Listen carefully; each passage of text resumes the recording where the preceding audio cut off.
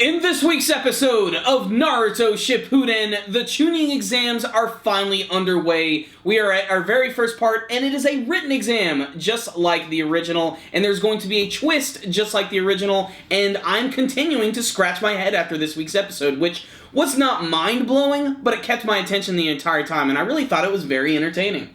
I was, at first, when they revealed the big twist of what the teams are going to have to do, which was math, I was like, oh, holy shit. If you thought the soccer drama last week was bad, wait till you see the math episode. But it immediately started to intrigue me as the team started to figure out the goal of this. In my opinion, is that the teams have got to learn how to communicate even though they're not right next to each other.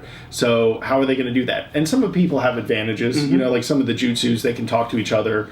Some of them, they can send signals. Or there's the hidden sand guy. The hidden sand guy, wrote in the sand, I'm going to choose this number and that number. But let's actually walk through the math. So there's 3 questions. And the first question's worth 30. The second question's worth 40. And the last question's worth 50. And what they have to do is equal 100. So one of the guys either has to answer nothing, and the 2 other teammates have to answer 50-50, which gives them 100, or I think it was 30-30-40. Mm-hmm. And so you have to figure out how to communicate who's doing what in this episode. And that's what these teams are having to do. And it goes as advanced as some of that mind transfer jutsu, or it goes as basic as yelling through the walls. Yeah, literally, most of the guys who don't have any special powers or anything literally just start getting up and yelling to their teammates desperately. And what I really love about this is how similar it actually is to the first exam, and yet there are some major key differences. In fact, how they actually started up is each of the 3-man teams get these numbers, 1, 2, and 3, and they have to go to these separate rooms, and they put them in these completely sealed rooms. They're not able to communicate with each other.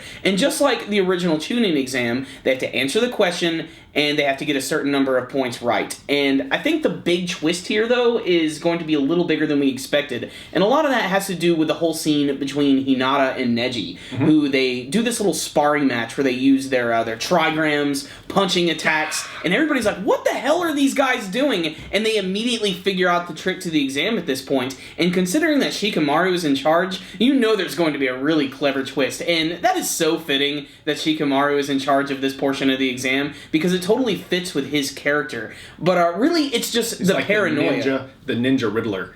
Basically, yeah. That's a really good way of putting it. But really, it's just the paranoia from all of the students trying to figure out what they're going to do and what questions they're actually going to have to ask. And there actually is room for a little bit of comedy. Like, I really love the fact that Rock Lee gets really excited. He jumps up and he's like, I did it! I answered one of the questions! And he was just excited that he was actually able to answer one of them. You just gotta love such a basic bitch. You just gotta love his enthusiasm, though. But even with all that stuff going on and all the brand new characters, some of which are awesome, some of which are very mysterious, the one thing I really loved most about this episode was the scene where Shino was scoping out the scene, and that was so creepy, the way the bugs look like when they're coming out of his cheeks. That always is really disturbing. But as his bug is flying around the room, it's actually focusing on the character of Fu, who happens to be the Jinchuriki of the Seven Tails Chome, and he's kind of confounded because he's like, wait a minute, she doesn't seem like she's a bug user, but she definitely has something going on inside of her, and this is a great allusion to the fact that the Seven Tails Chome is a big, massive insect. It's a big, creepy bug creature, and I just really love that. And even Fu herself, she did this move where she just casually walked up to a wall, touched it, and she used this weird sonar which actually went to her other teammates, and that's how they were actually able to go through the test as well. Yeah, so you're just, like I explained earlier, you're just seeing all the teammates use all their powers to their advantage, if they have them, and if they don't, they're using their scream really loud technique, jutsu. And it's an interesting episode because this is half of Naruto. Half of Naruto is strategy. And very rarely, or only at the end of fights, do you see one character just win by brute strength. But they always get to that position by using interesting strategies, and that's what this tuning exam is definitely going to be all about, or at least this test. And I think when you and I were discussing this before the camera started rolling, we said it felt like something from back in the day. And that's what I loved so much about it, man. Yeah. This really brought me back to the original tuning exams, where Naruto was not about who had the power to blow away an entire countryside or a mountain. It was about thinking and, just the way they did it this week. It was just so classic. I loved it. And before I forget it, too, this was something that we talked about in length in the last review of Naruto Shippuden, which was that one mysterious ninja from Hidden Rain Village. And we were so confused as to who this could be. And why they were you focusing on guys her. are amazing at observation, because I didn't even notice this. Apparently, this female ninja is actually going to be the replacement animal path body for Pain, the one that can do all of the summons. And she even has an important scene this week where she has this sensory ability where she puts 4 fingers up in the air and she's able to communicate with her teammates as well. It's like an antenna of some sort. Which is fitting again because she summons a lot of creepy centipedes with antennas. I'm reaching like crazy here. Yes, you are. The point is, it is really cool to see that they are incorporating that many different things into this arc. Not just the 7 Tails and all these new characters, but this other character who we knew nothing about who eventually does become the next Path of Pain. And it pretty much just confirms that, yeah, I guess they do just like dyeing their hair orange because she has different hair. But it's clearly the same character, the same design is there, and I just think that's really awesome. Yeah, it is cool that they're tying all the universe together, and this is obviously, is there such a thing as canon filler? I'm not sure if, this Can you is... say that? Is that like almost like a double negative? It might be.